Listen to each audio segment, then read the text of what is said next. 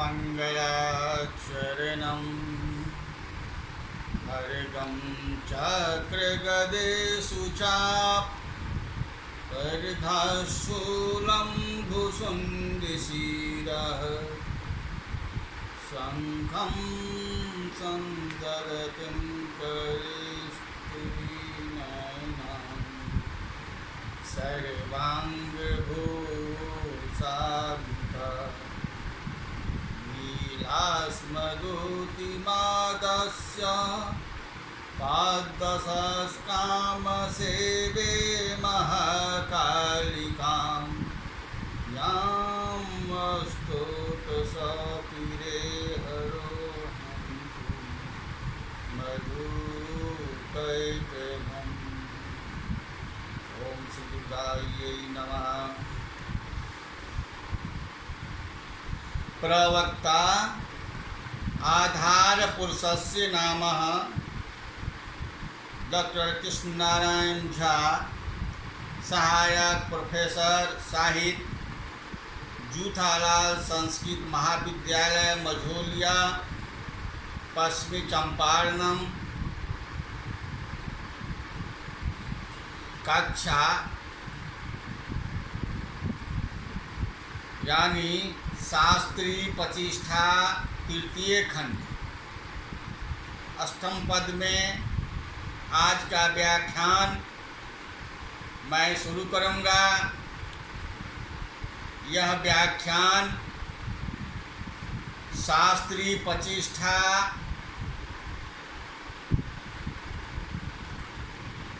प्रथम शास्त्री प्रतिष्ठा तृतीय खंड में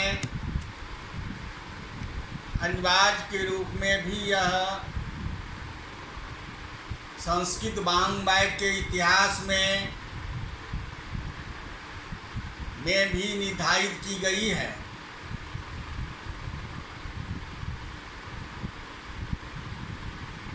और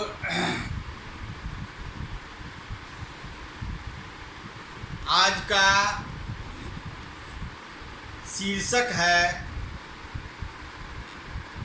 कालिदास के काव्य की विशेषताएं। कालिदास के काव्य की विशेषताएं। कालिदास के काव्य की विशेषताएं क्या है, इसके बारे में मैं जानकारी आज देंगे। कालिदास के काव्यों की गणना ध्वनि काव्य के अंतर ही की जाती है। काव्य मीमांसकों ने ध्वनि काव्य को उत्तम काव्य माना है। अश्वमेध एवं लक्ष्य अर्थ के अतिरिक्त सुहृदायक बोधक अर्थ के बोधक काव्य को ध्वनि काव्य कहते हैं। अर्थात ध्वनि काव्य किसे कहते हैं? अविधेय एवं लक्ष्य अर्थ के अतिरिक्त सहृदायक वेद अर्थ के बोधक काव्य को ध्वनि काव्य कहते हैं। ऋषि अंगिरा हिमाचल से पार्वती की मैंगनी का प्रस्ताव करते हुए समीप ही बैठी पार्वती सब कुछ सुन रही है। आकार एवं चेष्टाओं का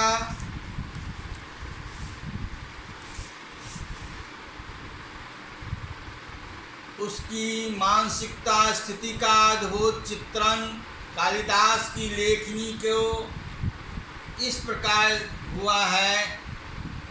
देखिए जरा, कुमार संभव में दर्शाए गए हैं। एवं वादिनी सर्वेशो, गलत हो गया, एवं वादिनी देवर्षो पार्श्वे पितुर्घोरमुखी लीला कमलपत्राणि गायनामासा पार्वती। अयम श्लोकः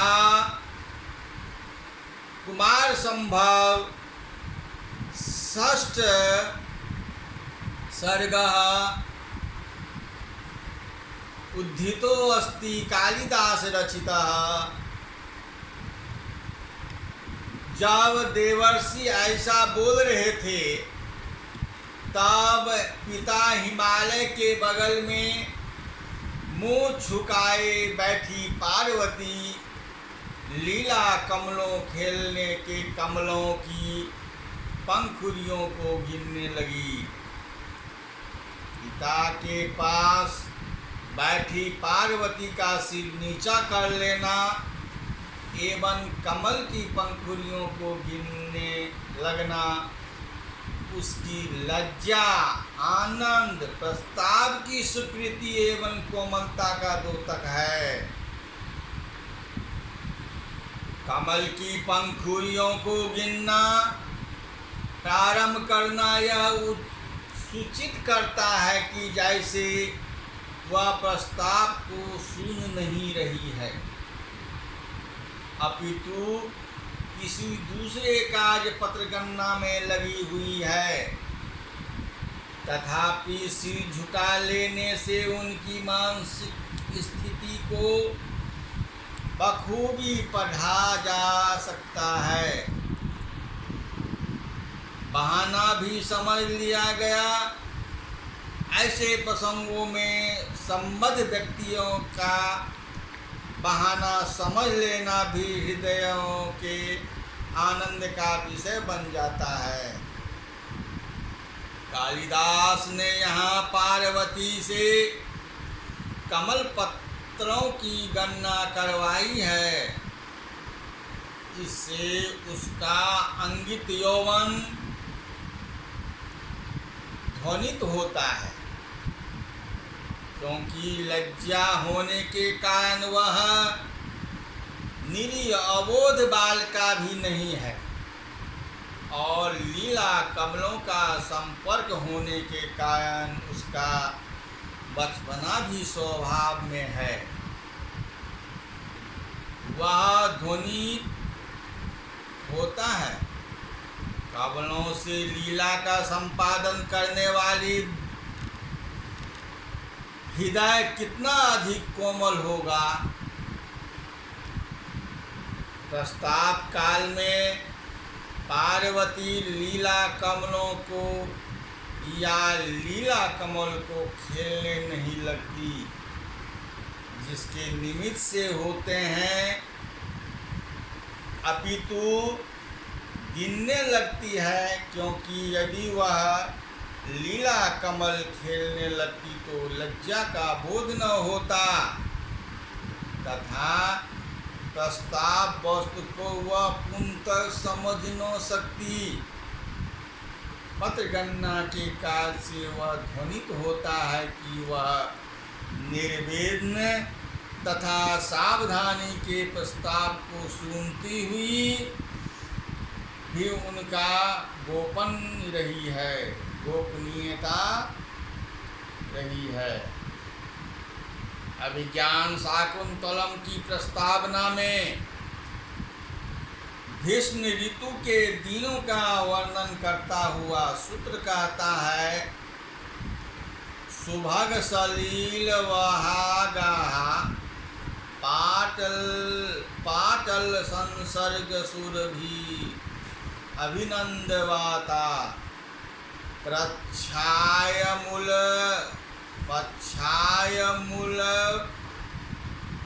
मूलवनिंद्रा दिवसा परिणामर्णियः।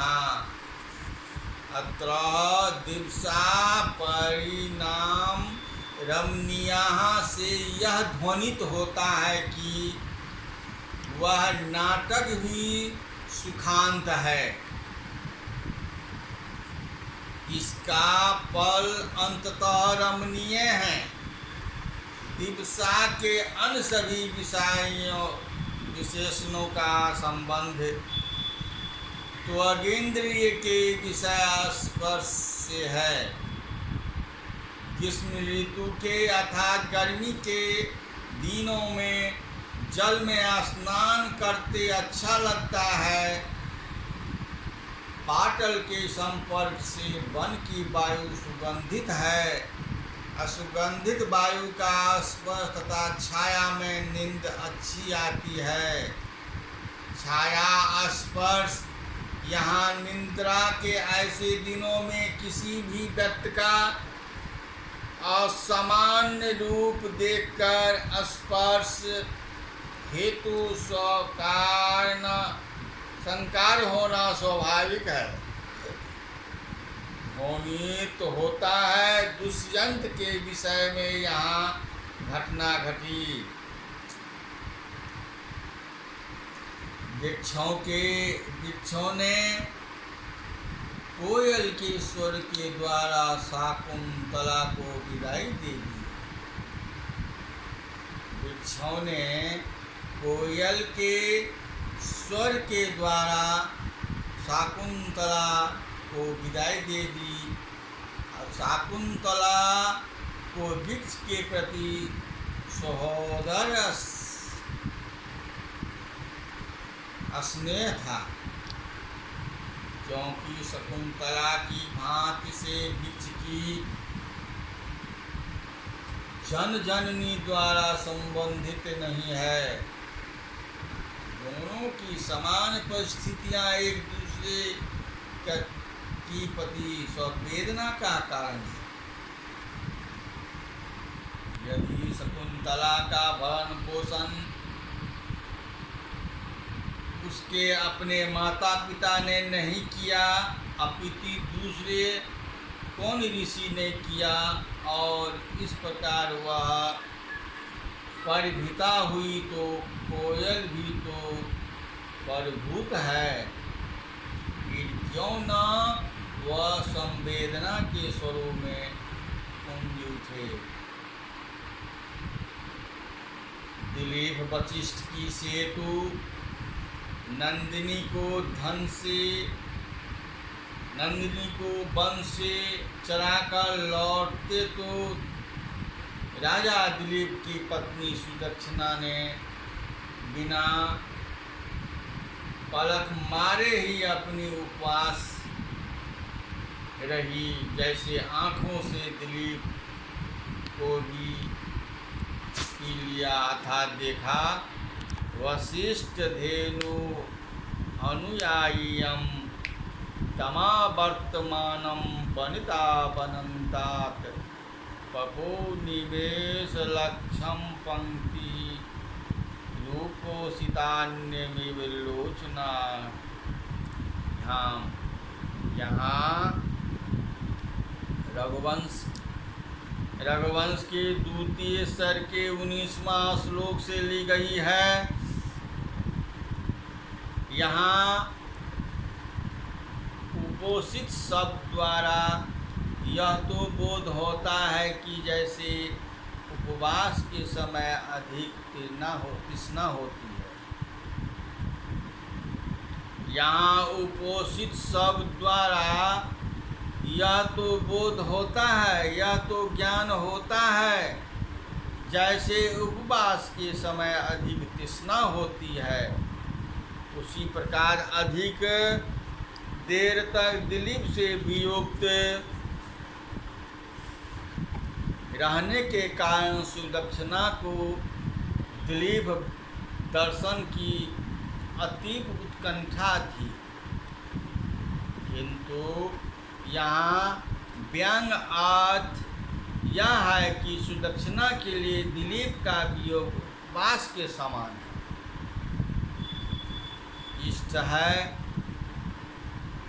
दिलीप गाय चराने के लिए गए हैं, जो एक पुण्य कर्म है। उपवास में जल नहीं पिया जाता,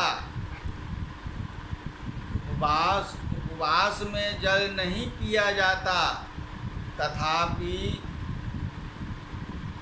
जहाँ जलपान के अभाव में कष्ट रहता है, वहीं धार्मिक कृत्य के संपादित होने के कारण प्रसन्नता एवं उत्साह भी रहता है। दिलीप अर्थात राजा दिलीप का वियोग सुदक्षिणा के लिए उत्कंठा का कारण अवश्य है, किंतु वह वियोग एक महान धार्मिक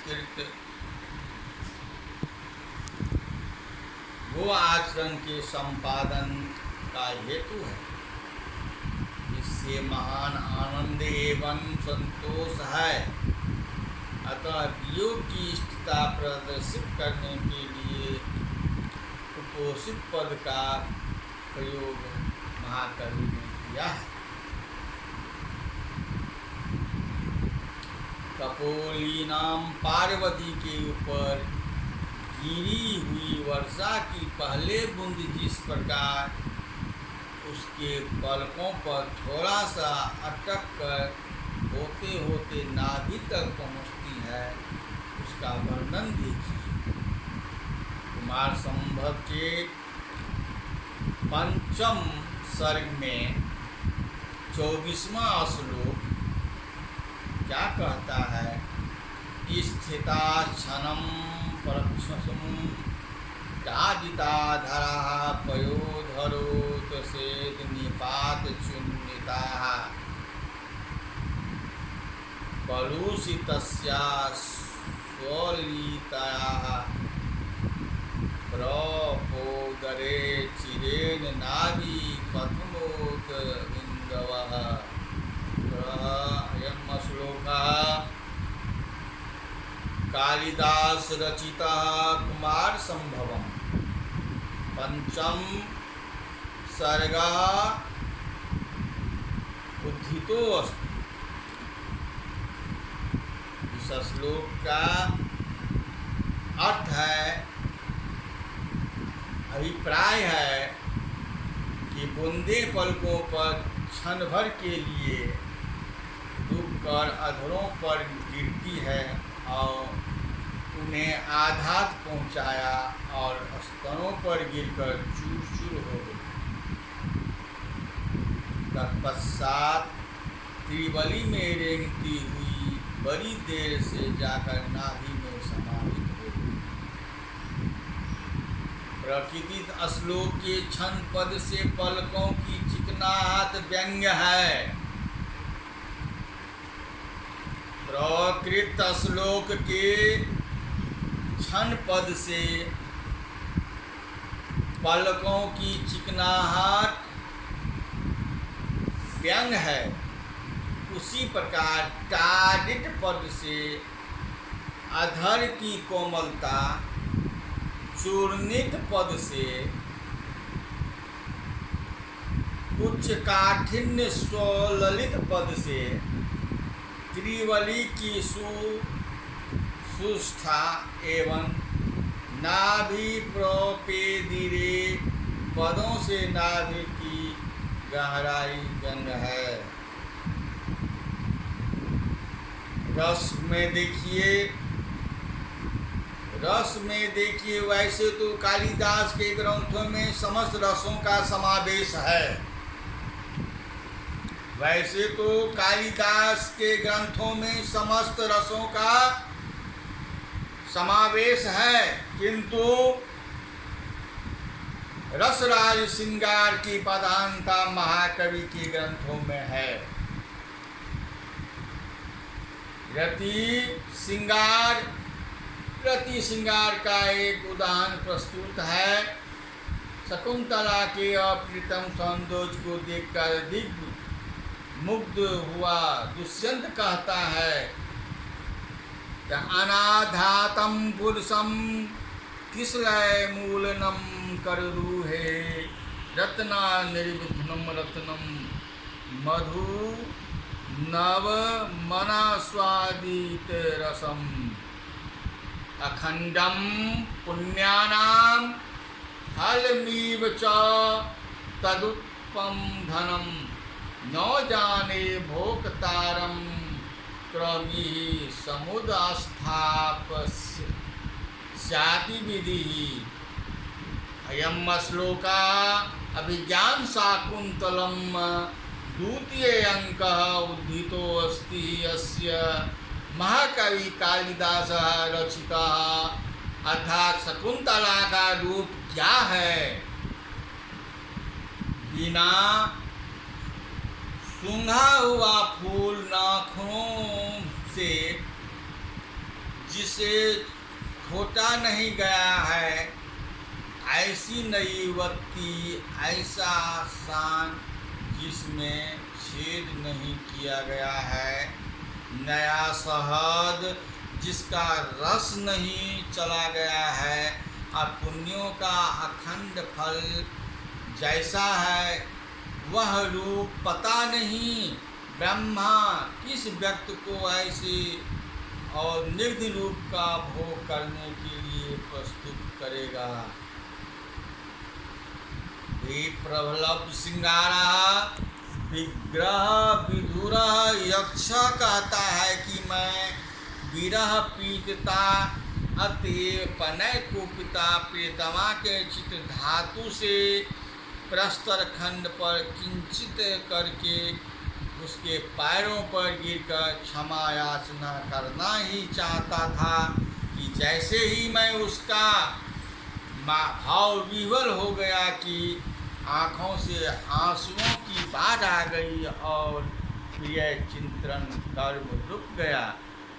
निष्ठुर देव को यह भी सत्य नहीं कि चित्र के माध्यम से ही हमारा प्रिया से समागम हो जाए।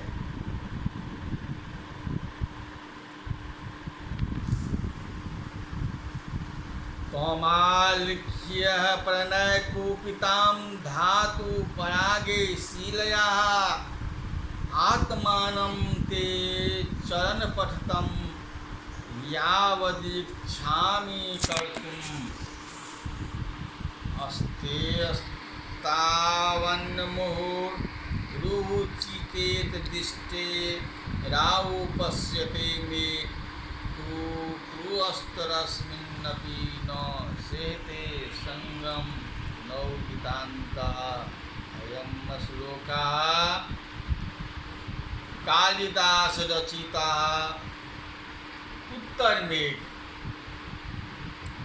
35वां श्लोक है।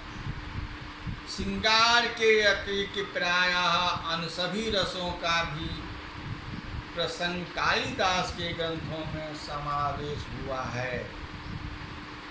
विस्तार भी यहाँ उनका सबका संक्षिप्त विवेचन भी प्रकृति स्थल में नहीं किया जा रहा है।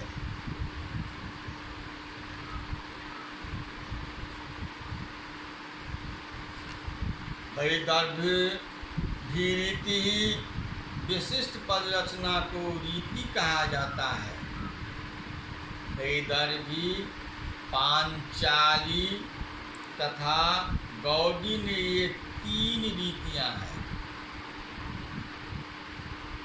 वैदेभी में पांचाली तथा गौड़ी ने 3 रीतियां हैं। इनमें से सर्वश्रेष्ठ वैदर्भी है, क्योंकि इनमें तीनों गुण माधुर्य, ओज एवं प्रसाद पाए जाते हैं। कालिदास की भाषा में श्रुति माधुर्य, पदलालित, स्वाभाविकता एवं सारथ के दर्शन होते हैं। दीर्घ समास, विशिष्ट कल्पना, कृमितिमता एवं पांडित्य प्रदर्शन का सर्वथा अभाव है। मनोविज्ञान की दृष्टि से देखा जाए, कालिदास मानव एवं पशु पक्षियों के मनोभावों के ज्ञाता हैं। अभिज्ञान शाकुंतलम के प्रथम अंक में भागते हुए हिरण का गृहांगभिरामम इत्यादि और श्लोक द्वारा वर्णन उसकी मनस्थिति का कैसा चित्रण है। शकुंतला द्वारा परिपालित मातृ विहीन हिरण्यवासवक प्रतिगृही आती हुई शकुंतला के कपड़े में लिपट जाती है। को न खल्वेश निपसने में संजते, मृग का छौना अपनी माता को खोज रहा है, वही उत्कंठित दृश्य शकुंतला की सखियों की ओर देख रहा है। अनुसूये हितो दृष्टि को मृग पोत को मातरम अन्वेष्यति एहि संयोज्य भावहीनम। कालिदास की प्रसिद्ध को मुख्यतः मानव मनोभावों के चित्रण से निर्भर है। विभिन्न दशाओं में मनुष्य के हृदयों में कैसे विचार उठते हैं, इसका जितना सफल चित्रण कालिदास की कृतियों में हुआ है उतना अन्यत्र दुर्लभ है। शकुंतला के लावण्य का दुष्यंत इतना अधिक मुग्ध हो जाता है कि उसे ऐसा लगता है कि मानो वह शकुंतला के पीछे पीछे पुनः लौट आया हो। यह कि मर्यादा का विचार करके वह स्थान से किंचित मात्र भी नहीं हटा। मर्यादा ने भौतिक शरीर को तो आने से रोक दिया, किंतु दुष्यंत के मन को सशरीर जाने से न रोक सका। अभिज्ञान शाकुंतल के चतुर्थांक में शकुंतला की विदाई के अवसर पर कर्ण शकुंतला और शकुंतला की सखियों के दृष्टिगत भावों का लक्षण सप्तम अंक में भरत को देखकर तथा उससे सने सने वार्तालाप करते समय दुष्यंत की मानसिकता स्थिति का चित्रण अति स्वाभाविक एवं स्वभावपूर्ण है। अलौकिक तत्व द्वारा यक्ष को शाप दिया जाना एवं तदनुसार यक्ष की महिमा पर लोग दुर्वासा तथा शकुंतला को शाप दुष्यंत की इंद्र से मैत्री इंद्र के सारथी मातली पर धरती पर आना, अप्सराओं संपर्क अनु की दिव्य शक्ति द्वारा वृक्षों के श्रृंगार सामग्री की पति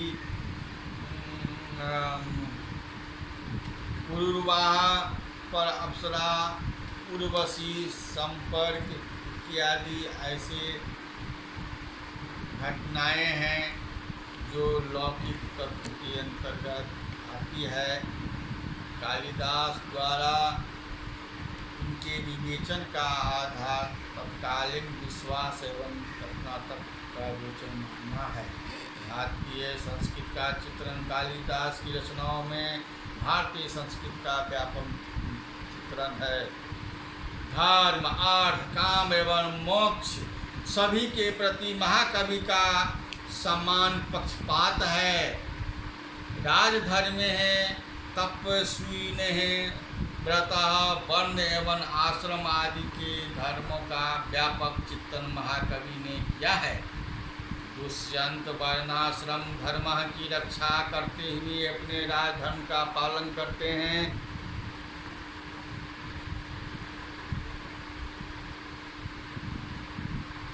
प्रिय एवं श्रेष्ठ का संगम देखिए, कालिदास ने कितने सुंदर वर्णन किए हैं। देखिए कालिदास का व्यक्तित्व शीर्षक के अंतर्गत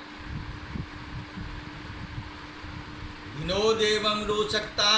कालिदास ने प्रत्येक काव्यों में विनोद का पुष्ट एवं समुचित मात्रा में किए हैं। विदुषा के अतिरिक्त अन्य पात्रों में भी विनोद प्रियता देखी जाती है। मालविका अग्निमित्र में बकुल कंठ का, विक्रमोपदर्शीय में चित्रलेखा एवं अभिज्ञान शाकुंतलम की प्रियमदा अति मनो ये पात्र हैं। शकुंतला अनसुईया से कहती है कि हे सखी, प्रियंवदा ने बलकल को आर्थिक कस पर बांध दिया है, जरा ढीला कर दो। ऐसा सुनकर प्रियंवदा विनोद करती हुई उनको विकसित करने वाली जाह्नवी को उलाहना दे। प्रियंवदा कहती है, शकुंतला वनलोचना नामक लता को इसके बड़े गौर से देख रही है, ऐसे सपना है। इस तरह